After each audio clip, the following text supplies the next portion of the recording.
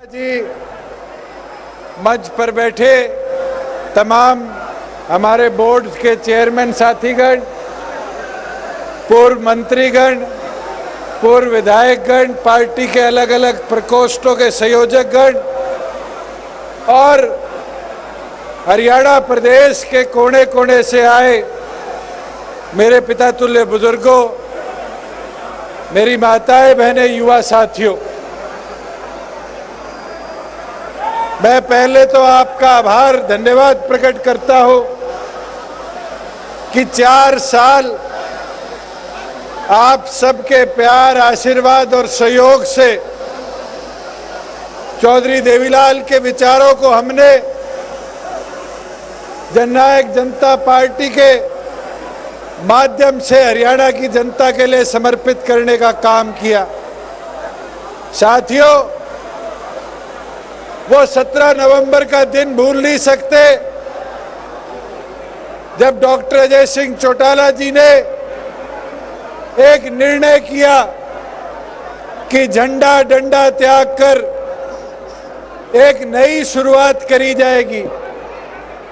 बहुत कम राजनीतिक दल देश में विकसित हुए जिनने डंडा छोड़कर विचार लेकर आगे बढ़ने का काम किया। और साथियों, आज आप लोगों की बदौलत दौर जरूर कठिन रहा। हमने बाई इलेक्शन लड़ा, लोकसभा के इलेक्शन लड़े और विधानसभा के चुनाव आए, मगर ये आप लोगों की मेहनत थी, आप लोगों का संघर्ष था जिसने इस मेहनत लगन के साथ पार्टी के 10 विधायक विधानसभा में भेजने का काम किया। साथियों, मैं इस पे एक बात जरूर कहना चाहूंगा, किसान कमेरे की ताकत दिखा दो यारो, काफिला और बड़ा बना दो यारो। कौन कहता है आसमान में छेद नहीं हो सकता? तसल्ली से एक पत्थर उछाल के देखो यारो।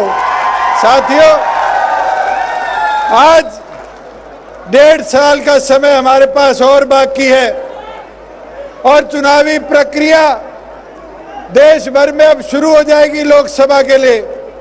आज हमें फिर पूरी मेहनत लगन के साथ काम करना पड़ेगा। साथियों, ये 3 साल का सफर कोई आसान नहीं था। कोरोना जैसी महामारी के 2 दौर देखे। 1 साल तो आपसी में मिलना जुलना हमारा बंद हो गया। किसान आंदोलन का दौर देखा। डॉक्टर साहब के आदेश थे कि हमारा आपसी भाईचारा ना खराब हो। 1 साल उसकी वजह से हमें एक दूसरे से दूर रहना पड़ा। मगर साथियों, आज माहौल आपके पक्ष में है, आज परिस्थितियां आपके पक्ष में है। और मैं एक चीज कहता हूं, इस 3 साल में जितने हमने निर्णय किए वो भी हरियाणा प्रदेश की जनता के हित में करने का काम किया। अभी श्रीमती नैना चौटाला जी मंच से कह रही थी कि 50% महिलाएं पंचायतों में चुनकर आई। ये हमारे पत्रकार साथी दिल्ली चंडीगढ़ से आए हुए हैं। एक चीज और कहना चाहूंगा, 50 तो महिलाएं जीत के आई, 75% युवा भी पंचायतों में जीत के आए। साथियों, आज के दिन परिस्थिति प्रदेश के अंदर हमने जो वादे किए थे अधिकतम पूरे करें। ये पत्रकार साथी बारी बारी कहते हैं कि 5100 कब होगी। मैं सच बोलता हूं, टीस मेरे भी दिल में है और उसको बुझने नहीं दूंगा। ये वादा है, 2 साल से कम समय बचा है। आज वादा करके जा रहा हूं, इसको बढ़ाकर मनवाकर छोड़ूंगा। साथियों, वो दिन भी मुझे याद है, लोग कहते थे 75% कैसे आएगा। कहते थे नहीं कहते थे? रोजगार मेरा अधिकार कानून कैसे बढ़ेगा? विधानसभा में लाके दिखाया नहीं दिखाया? चौधरी देवीलाल जी कहा करते थे बुढ़ापा पेंशन आएगी, लोग कहते थे, इसी धरती से चौधरी बंसीलाल जी कहा करते थे कि अगर होती मैं तो पढ़ा लिखा हूं, मैं ही लागू कर देता। चौधरी देवीलाल ने क्या कहा था, मैं भेड़ बकरी चराने नहीं जा रहा, कानून बनाने जा रहा और कागज के नीचे लिख दूंगा देवीलाल और कानून बना दूंगा। साथियों, 50% महिलाओं का कानून हमने ला कर दिया। आज देश भर में उठाकर देख लो, इतनी बड़ी हिस्सेदारी कानूनी तौर पर जिला परिषद, ब्लॉक समिति, पंचायत, मेंबर पंचायत आज देश में कहीं भी नहीं है। दूसरी ओर पर साथियों 75% वाला कानून आज अड़चनों में फंसा हुआ है, मगर हम सुप्रीम कोर्ट से जीत कर आए और उसको लागू पूरी तौर पर करवाकर हरियाणा के युवाओं को अधिकार देंगे। एक वादा आपका और था कि ठेका प्रथा प्रदेश में बंद करेंगे, डीसी रेट बंद कराएंगे, और डीसी रेट को बंद कराकर कौशल रोजगार निगम बनाया। और उस कौशल रोजगार निगम के साथ आपकी पार्टी का एक वादा था कि मिनिमम वेज, जो हमारा सबसे कम पैसा मिलना चाहिए किसी कर्मचारी को, वो 16,000 करेंगे। और साथियों, आज उठाकर देखो, कौशल रोजगार में 3 कैटेगरी है, एबीसी, तीनों के अंदर आज 16,000 से अधिक, और आज एक कैटेगरी में तो 17,500 रुपए मिनिमम वेज देने का काम कर रहे हैं। मगर एक चीज, ये मेरी माताएं बहनें बैठी है, अभी नैना चौटाला जी भी ये आग्रह कर रही थी कि 50% महिलाओं को दे दिया पंचायत में अधिकार, 33% अधिकार आपने राशन डिपो में दे दिया। ये आज वादा करता हूं कि कौशल रोजगार में भी महिलाओं की हिस्सेदारी हो। अब इस लड़ाई को लड़ूंगा कि 33% महिलाओं का भी हिस्सा कौशल रोजगार की नौकरियों में दिलवाने का हम प्रदेश में काम करें। साथियों, एक चीज, प्रदेश में रोजगार के अवसर कैसे बढ़े। एक दौर था हुड्डा साहब का, जब जमीनें बिका करती थी, इंडस्ट्री प्रदेश छोड़ के जा रही थी। माहौल ठीक करने में समय तो लगा, मगर आज खुशी के साथ कहता हूं कि हमने 30,000 करोड़ का निवेश प्रदेश में बनाया। इससे लाखों रोजगार आएंगे।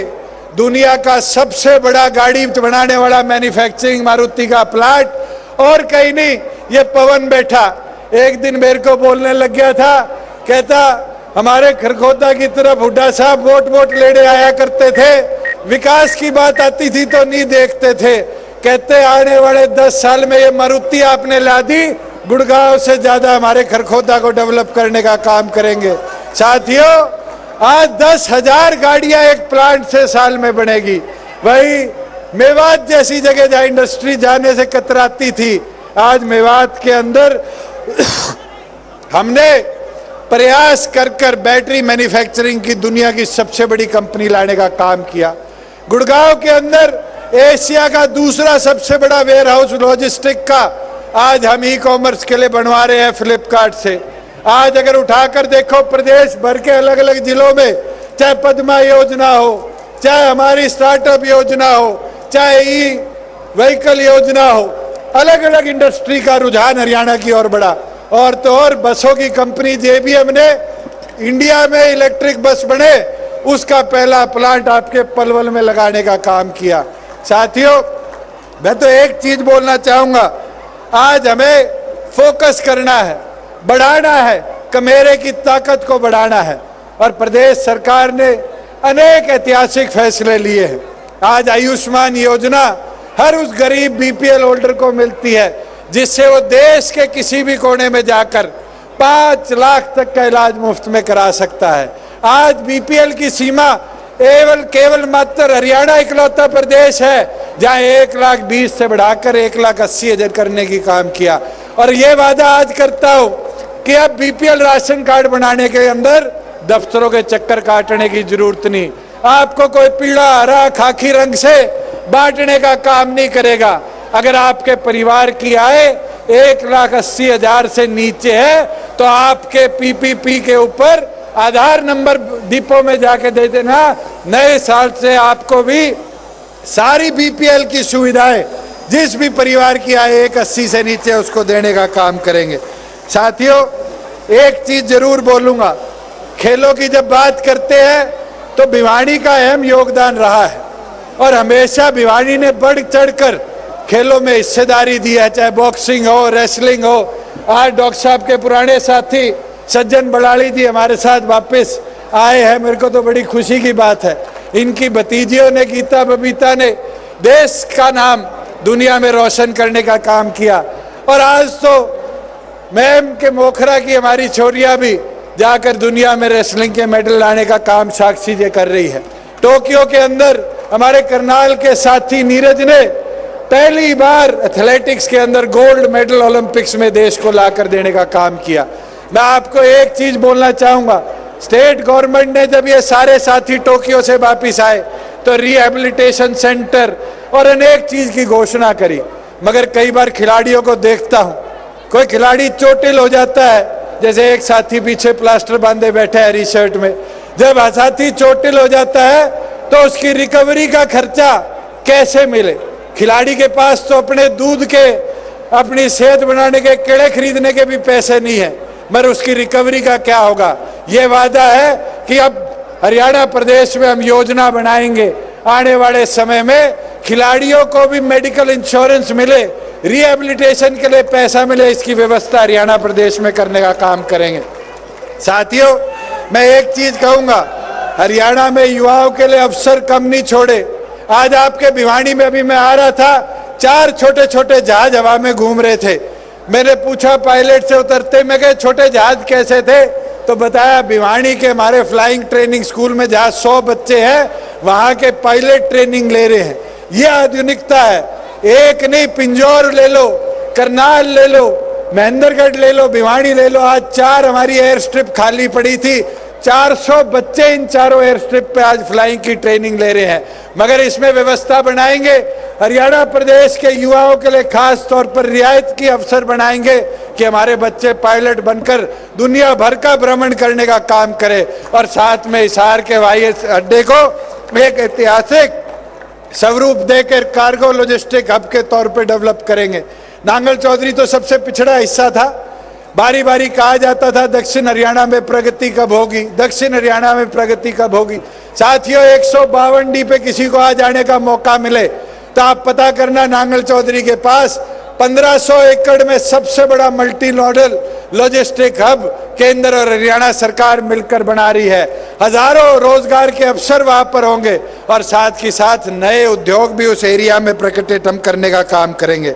साथियों, मैं एक चीज और कहना चाहूंगा, हमने कई वादे करे जो सरकार बनते ही पूरे करे, कई धीरे धीरे पूरे हुए। चाहे वो सीटेट को भी एजुकेशन के अंदर पेपरों में नियमित करने की बात हो, एचटेट के एग्जाम को 50 किलोमीटर के रेडियस में कराने की बात हो, हमारी बहन बेटियों को कॉलेज जाने के लिए बस की सुविधा देने की बात हो। साथियों, कई ऐसी चीजें जो समय के साथ हमें और आगे लेकर चलनी है, मगर उसमें आपका सहयोग और समर्थन चाहिए होगा। मैं जरूर बोलना